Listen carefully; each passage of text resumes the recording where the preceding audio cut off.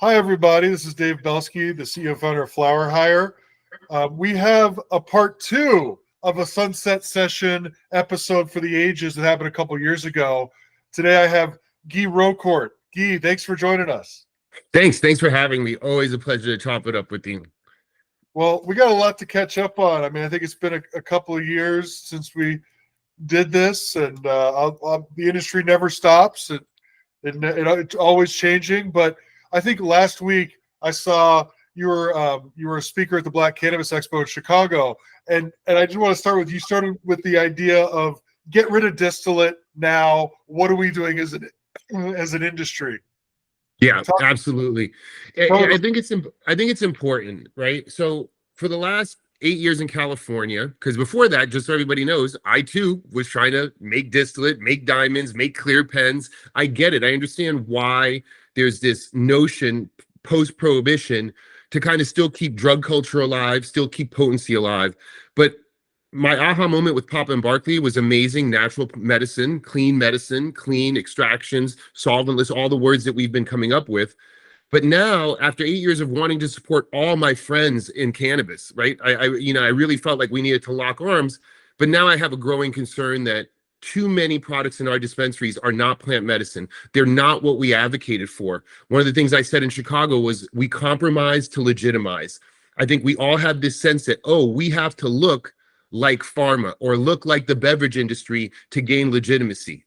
That's not accurate. We advocated for, unfortunately, folks are still incarcerated for a wellness alternative that has yet to present itself. We've yet to embrace the abundance of cannabis, and it shows in all our products. Our products are essentially still very much, for lack of a better term, drug culture. They're about potency. They have names that reference potency. They don't talk about the experience. And fundamentally, as we get to distillate, it disrespects this plant medicine. If you want an active pharmaceutical ingredient, meaning a molecule, well, we had Marinol, we had Sativex for ages. Nobody wanted that. But yet now, we basically have Marinol and Sativex. Yeah, it's in these different form factors, gummies or whatever, or vape pens, and it's not a tincture. And in fact, we have distillate tinctures, especially on the CBD side. It's like, I just want people to start to ask themselves, you came in for plant medicine, you came in for cannabis. If you don't see that in your product, what are you actually buying? Don't ask the bud tender how potent it is. Ask him, how is it plant medicine? How close to the farm is this product? Well, I think you've always been out there in front, vocal, and maybe you were early into the distillate game in Colorado a decade or so ago, but the last iteration of your work in the last 6, 7, 8 years has been all whole plant wellness, category defining products that really do try to exemplify the plant. Going so far, going against the grades, single strain products. I think Papa Barkley was one of the first rosin gummies that hit the shelves in California before they all became rosin gummies, right? And I remember as a consumer, like when I tried the Papa Barkley's gummies, I've always been an edibles fan. I can't do 50 milligrams, but 5 is nice for me. Just the feeling, it was energetic. It was euphoric, and you find some gummies that it just, for me, they don't really have the same effect. So you're talking about, instead of just this push for refining the plant into a molecule that gets you high, like this whole movement came from the idea that this plant is medicine for so many people, and we're limiting its efficacy by how we're currently doing product development and the assortment that's available at retail.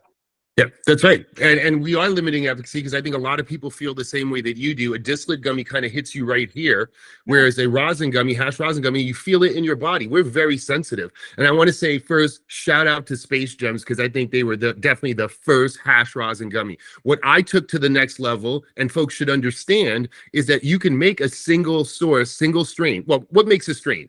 If you have whiskey, vodka, tequila, the difference is not the potency, because that's standardized in the alcohol industry. It's all the terpenes and flavonoids. Same thing with the strain. So if I say to you strain-specific gummy, it means the only flavor and the only color should be that strain. Those terpenes intact. No chemical, no adding terpenes, just I create great hash, and that hash is so flavorful that it powers the gummy. I've done that. That is what we should all be aspiring to, right?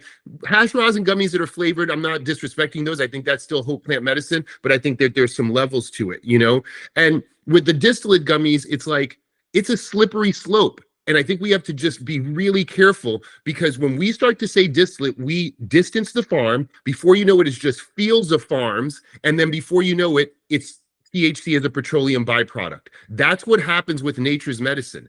Aspirin does come from willow bark, but at scale, question mark, does it? Or are we in the lab taking another carbon byproduct, a petroleum byproduct, moving some carbon atoms and saying, oh, this looks just like what nature does? I think we're finding out now, just like with our protein powders and stuff, that we can't fool the body. The molecule may look the same, but I think the body knows what's real and what is synthetic. Okay, we started this on real plant medicine, and all I'm suggesting is that we keep it there before this gets off the chain, which in my opinion, now's the time to sound the alarm.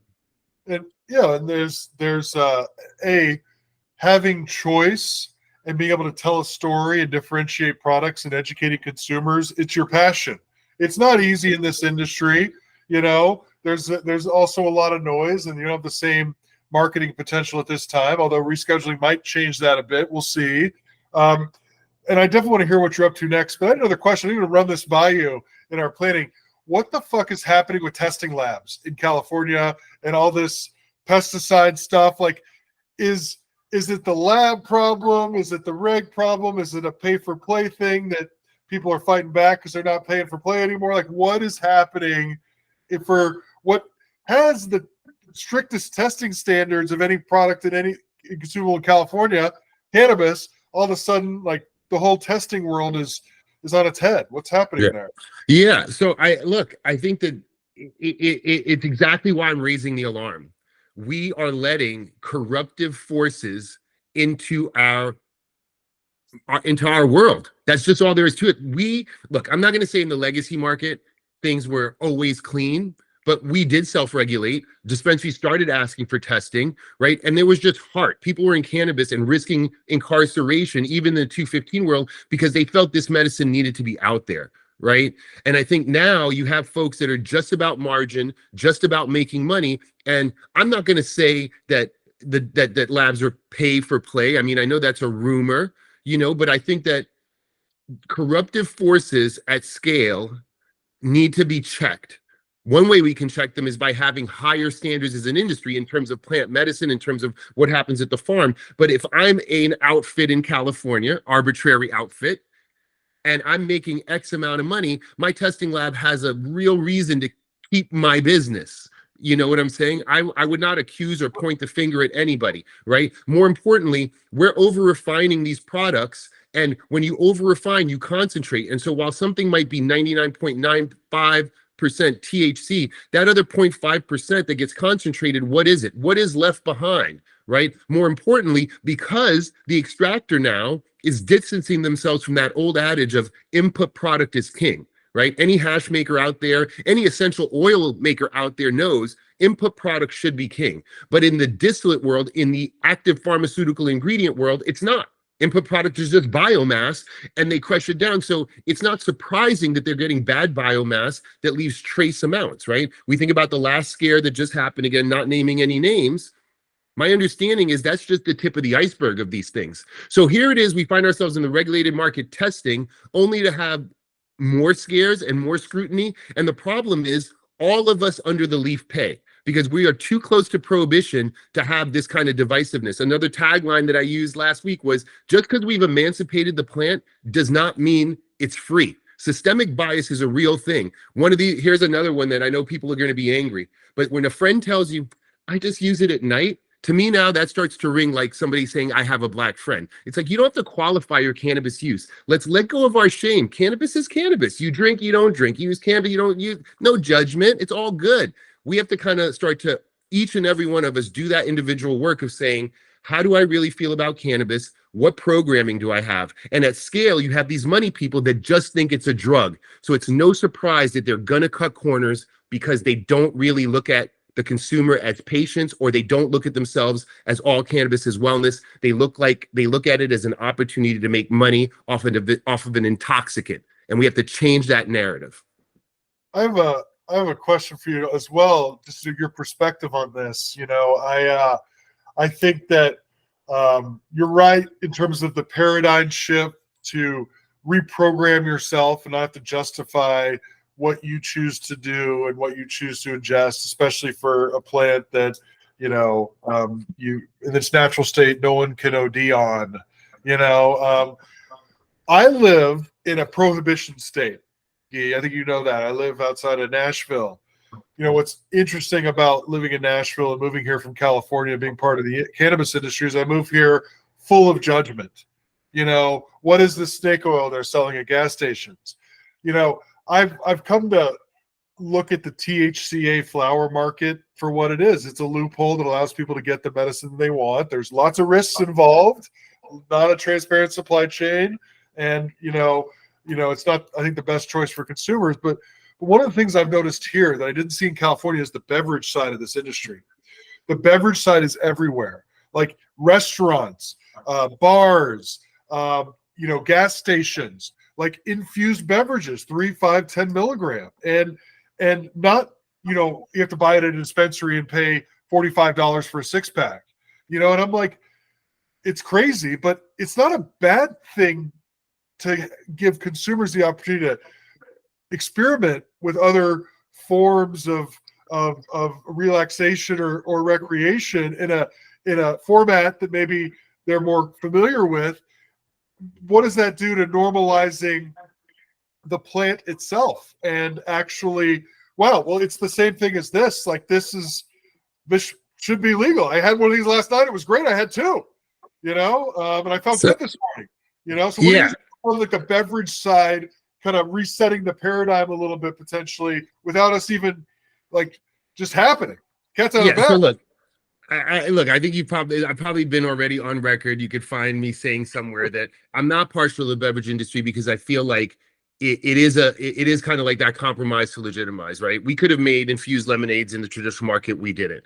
Couple of things. One, most beverages, high 99% of beverages are distillate because of the water solubility. Yes, for those out there who want to know, you can make a solventless drink. It's totally possible, right? To use sugar and encapsulate cannabis and use solventless hash and make a drink, and it's going to make a better drink. That's for sure. And don't mind getting into that. Side project to do, Guy. We got a side project. But if I did it, I would give you a drink powder because again, we need to take the lessons learned from other industries. So right there in Nashville, you have all these people moving trucks around of 99% water weight, which is the majority of their cost. So I don't disagree with beverages. I'd love for them to be clean, plant medicine, and solventless. And I think they'd be better off as a water enhancer, right? Because most of these are light seltzers. To your point, they're like 10 or 15 milligrams. I'd rather see kind of like Atlas Edibles, a powder, much easier to ship, much more potential for a solventless offering. That's just my opinion. And you mentioned the THCA thing. Look, I have a client in the Southeast in Georgia that's growing seeds from Humboldt, but they come out, it's more than just a loophole. It's an aggressive slap in the face to those of us who have licenses because they're going out 4 weeks early to test by mandate, right? They have to come out that early. So of course the plant is THCA. Then the farmer allows it to fully bloom into the real product. But because it's now truly cannabis, it often just gets boiled back down to THCA, right? So I mean, just the distillate. My point is, we are a fractured industry, like 13 fractured states. Yes. And I put this on my hemp brothers as well. If you want to be you can either call it all cannabis or all hemp, but you can't say hemp v cannabis as if to disparage THC specifically. If you're in the hemp industry, as we say hemp, you better be making t-shirts. Like I want to see more hemp. I want to see more offsetting of soy and cotton oil. Soy oil. I want to see offsetting of cotton production, which takes so much water. That's the hemp industry that we so desperately need. That was the point of the hemp bill, and we didn't get it. What we got was carpetbaggers and elixir salesmen saying, oh, I grow hemp under this loophole so that they could push a CBD product and now a THCA product. I look to remedy. I just want everybody to be truthful because until we get to the truth of the science of cannabis, we're no better than the feds. The feds have been looking at the same data for years, decades, multiple decades, and only now they're like, oh well, maybe it's okay. Well, in our industry, we know the science. We know there's cannabis sativa L and cannabis rudellis, right? If you're in cannabis sativa, whether agnostic of cannabinoids, one, I do believe there should be some regulations around there, and that should be whether it's TBD, CBD, or THC. Our future, we're not even looking towards that. The future is not 30% THC joints. It's probably a blend of a myriad of cannabinoids for effect, right? THC and CBD. It's all ratios of smokables based first on the smoking experience, which is as ancient as cannabis. I love to smoke. I want to experience it. I don't want it to be hot. I don't need an oil ring to tell me that it's good flower. I need white ash. I need to feel good. I need to see the plant in it and know that the farmer did a good job. And then in terms of what I might smoke during the day versus what I might smoke in the evening or what I might smoke at a concert, that'll be my ratio of potencies of THC and CBD. That's the pollen chucking we need to get to, right? But as long as we have our own industry feeding misinformation, it's bad. So look, as I come out with my own new project that we'll talk about, I thought about, oh, I'll do an e-commerce play. I'll do this THCA loophole. I'll use my money to stock my marketing funnel, which is a good hard math. I spend this much, this many eyeballs see it. I get this return. Let's go.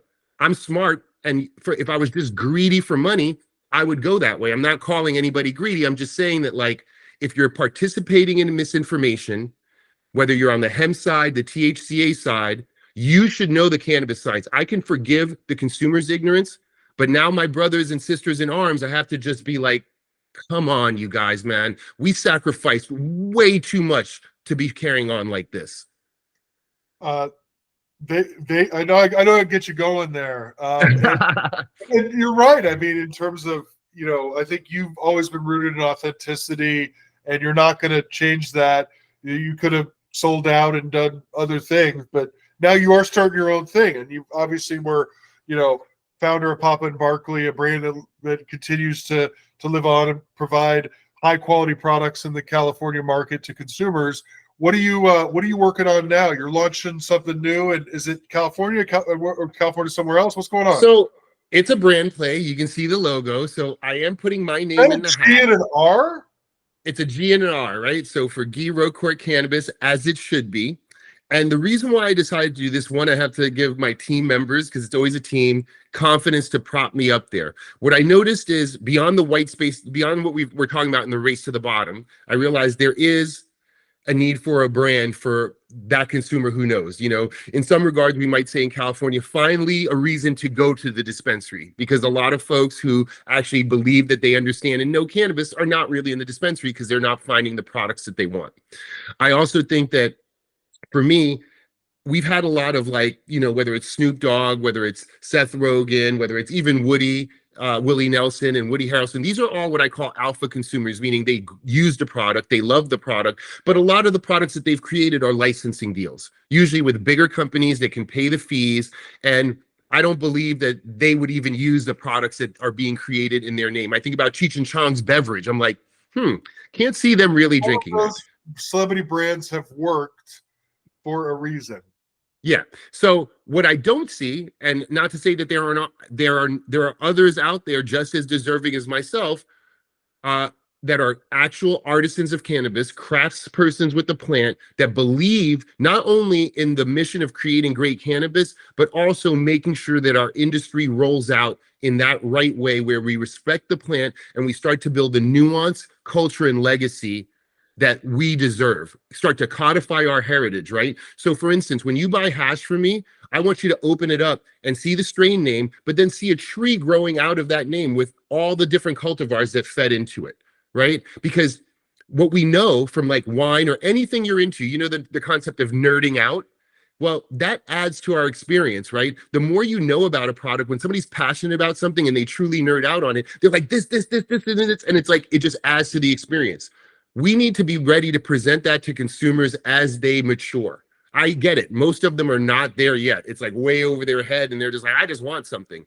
But if we did that to wine, we'd all still be drinking Mad Dog 2020. No offense to Mad Dog 2020, right? We all got to start somewhere, right? We'd all be drinking box wine. But the fact is, we may start there, but then as we mature, both, in terms of age and palate, we start to look for more. And if we become enthusiasts, We want more of that culture and history, and it's already here. I just don't want to lose it. You know, when you go to things like Ego Clash, when you talk to, you know, farmers that have been like generations of like putting strains together and seeing how our taste changed from desserts to exotics to hazes, right? That kind of thing is what I want to see in the marketplace. And so I decided I was going to create a brand that, one, was going to focus on seasonality, because I think many consumers don't even realize that this plant really grows and should be harvested one time in the fall. But we want to extend that. How do we extend that? Why do we extend that? And what kind of strains should be grown in the fall, should be grown in the spring and the summer? And then as we launch, because it is a premium brand play, I want to launch in New York and California, kind of where brands are born. Right. Yep. And in New York and the Hudson Valley, it's immature, but they're starting. And people are often like, well, you know, I don't know if we're going to have the same stuff to wash as in California. It's like, it's not the point. Like when you grow Finger Lakes grapes for wine in New York, sure, it's not the same as Napa, but it's your grapes and it's your wine and it's your region. Right. And like, I had a lady ask me, oh, I love Papa Select. I don't know if we have those strains in Oklahoma. I was like, that's not the point of the hashishin. The point is for me to go to you and express the plants that you grew in the best way possible, right? Those kinds of traditions, those things that are not mine, that are here though, that have been in the California marketplace where I know it to be the best, but there's not a place in the US that I haven't been to. I'm in Chicago, middle of the country, meeting, shout out to the folks at 1937, legacy providers in Chicago that speak the same language that I do, right? So the language is there, the culture is there. All I look to do is codify it and start building that top shelf, even though everybody with money wants to tell me, oh no, people just want Bud Light. I'm like, for now, and so they're just going to get stuck there. That's the end of our industry. No, I want to throw my hat in the ring as an artisan to lift up not only, of course, my own personal brand, but our entire industry as a concept, to show that this plant has so many nuances, so many iterations, and so much to nerd out on, pretty much. Uneducated consumers, when they're talking about something consumable, will pay more if they have the means to, for higher quality products and higher experiences, especially like no one is quite pulled off. Like some have, I take that back, in the legal market. But that, like the drops, like the actual, like, here is this strain. I have this product coming out in 30 days. Get your pre-order in. Like, there's a way, if you can use technology and marketing and brand building and the content and the messaging around, how you speak the truth and authentic story about how to build the right type of plant-based medicine for people. There's definitely something there. And, based on how your experience with Papa Barkley and category defining products that other people also said you couldn't bring to market like that, I think you're crazy enough to pull it off. Now, New York and LA being cultural centers, you're a California expat. Like, you're an East Coaster originally, right? Yeah, for sure. And so I am originally from the East Coast, born and raised in New York City. And I do want to kind of have a little bit of, the return of the prodigal son kind of thing from a marketing point of view, right? No disrespect to everybody in New York, but like, we've been doing it at scale here in California for a while, right? Both the trap market, as they call it, the illicit market, and our compliant market. New York's compliant market is starting to roll out. And of course, the money forces are already there. And I intend to not let them race to the bottom the way we have. So by the time they have like the 800-900 dispensaries like we have here in California, both states arguably need way more, by the way, way more access.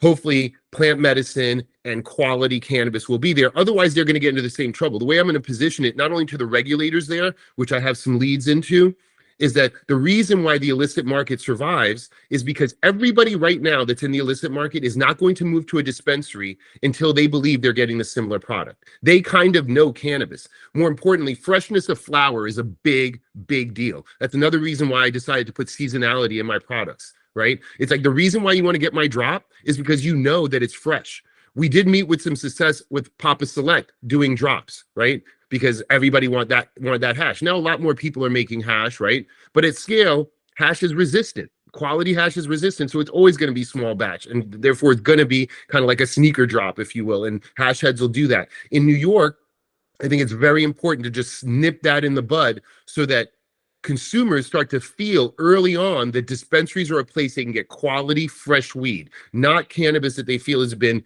grown, sat on the shelf, then packaged, then manifested, right? It's just same thing in Canada. I mean, I was in Canada just a few weeks ago.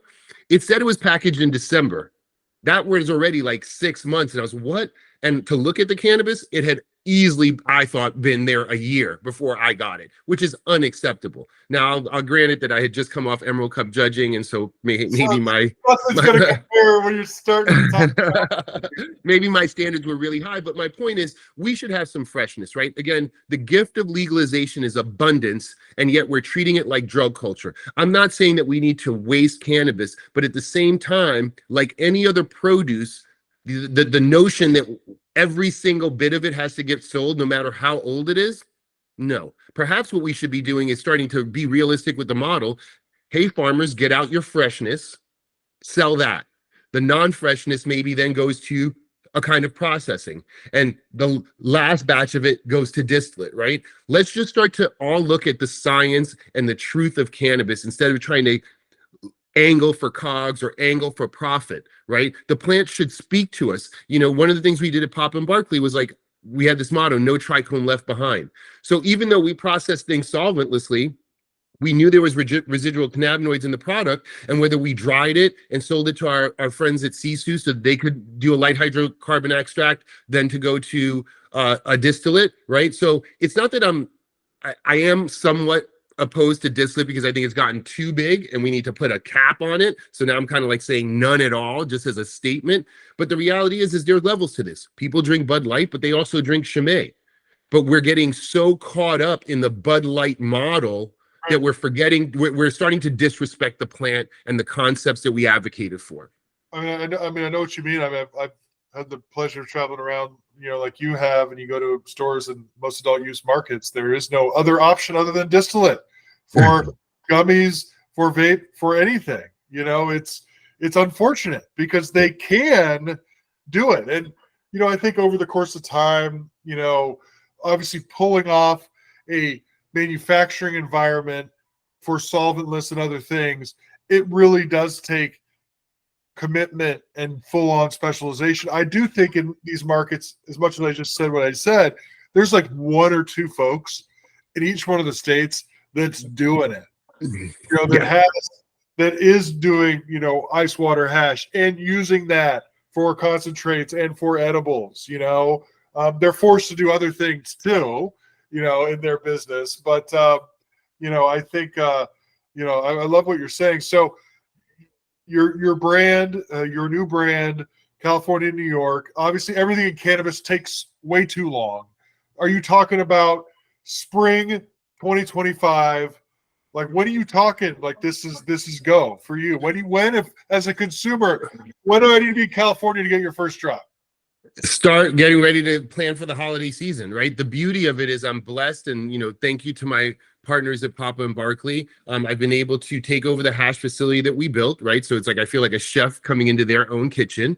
And so that's awesome. So right now I'm starting to, go out. By the time people hear this, I will be knocking on doors, starting to look for those flowers that are in the ground right now, see what's what in the environment and what we're going to put our hands on, and start making products so that we're in the market in the fall. Have metric license, will travel. You know what I mean? It's like, I'm ready.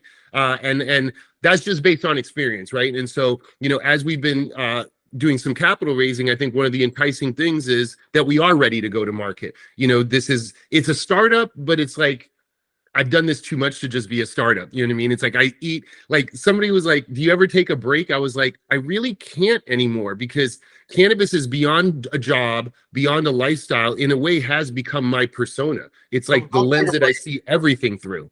This industry needs you. Don't take a break. But you taking over the facility that you built for hash should not be understated, especially for California, where Papa and Barkley sourced purposefully from the communities in Humboldt and the surrounding areas, communities that really have had a tough go at it within California's legal, adult use market. But you at least helped some farmers preserve their legacy of how they what they did and how they did it. So you have those relationships. They are love to have you turn their products, turn their art into craft. You know, I have no doubt you will pull that off, and I can't wait for that. How do you duplicate that in New York right now? And you mentioned this earlier. You said, in all fairness, like, I take what the New York terroir, the soil brings in the plant, and we make products out of that. It's not going to be the same.